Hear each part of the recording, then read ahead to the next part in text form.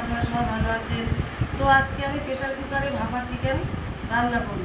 তো দেখুন বন্ধুরা কীভাবে আমি রান্না করছি। আমি সব মশলা কাঁচা একসাথে দিয়ে ম্যারিনেট করে ডাইরেক্ট আমি প্রেসার কুকারে দিয়ে দেবো, দিয়ে সিটে মারবো। তো বন্ধুরা দেখতে থাকুন। আমি পেঁয়াজ, রসুন, টমেটো একসাথেই কেটে দিয়েছি। ধনে পাতা দিয়েছি, টমেটো, পেঁয়াজ আর এই আদা রসুন মিক্সি করা ছিল, এই ঢেলে দিয়ে দিচ্ছি। দিয়ে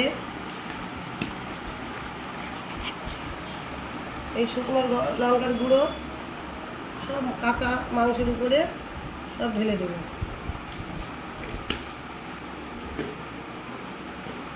এই হলুদের গুঁড়ো দিচ্ছি,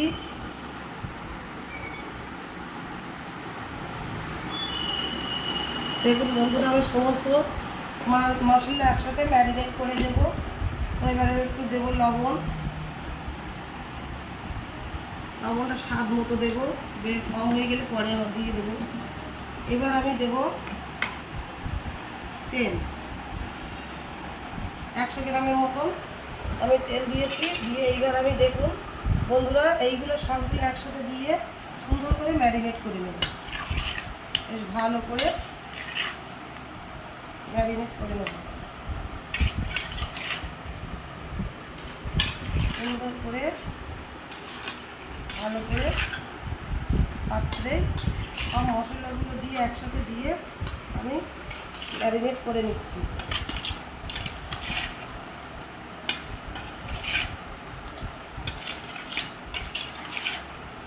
লাস্টে নামানোর সময় আমি মিট মশলা, গরম মশলা অ্যাড করব। এবার আমি সবগুলো আমার ম্যারিনেট করা হয়ে গিয়েছে বন্ধুরা। দেখুন আমার সবগুলো ম্যারিনেট করা হয়ে গিয়েছে। আপনারা দেখুন মাংসটা দেখতে থাকুন কি সুন্দর প্রত্যেকটা মশলা মাংসের গায়ে লেগে আছে। এবার আমি আস্তে আস্তে প্রেসার কুকারে ঢেলে দেবো।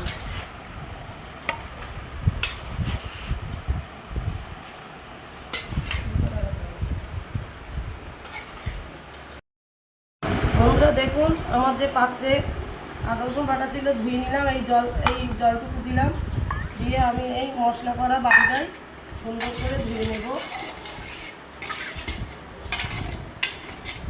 সুন্দর করে ধুয়ে নিয়ে আমি এই প্রেসার কুকারের মধ্যে দিয়ে দেবো। আমি আর নতুন করে জল দেবো না।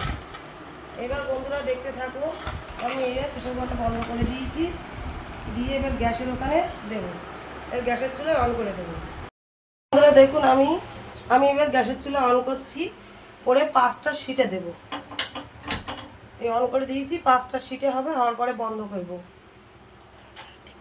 তো বন্ধুরা আপনারা দেখতে থাকুন, আমি বাকি অংশ আপনাদেরকে দেখাবো, আপনারা একটু দেখতে থাকুন। দেখুন আমি প্রেসার কুকারে ভাপা চিকেন করেছি। তো দেখুন কত সুন্দর কালার হয়েছে। দেখুন আমি পাত্রে ঢেলেছি, দেখুন কত সুন্দর কালার হয়েছে। এবার আমি একটু মিট মশলা দেব এর মধ্যে একটু মিট মশলা দেব আপনারা দেখুন, আর একটু জিরে মরিচের গুঁড়ো দেব, দিয়ে আর একটু ফোটাবো। একটু দেখুন বন্ধুরা, দেখুন আমি এই জিরা আর ধনিয়ার গুঁড়া এই দেব, দিয়ে গ্যাসের চুলাটা অন করব। অন করে এইভাবে আমি আর একটু মানে ঝোলটা কমাবো। তো বন্ধুরা দেখুন আমার রান্নাটা ভালো হয় একটা গঠনমূলক কমেন্ট করবেন আর আমার আইডিটা ফলো করবেন।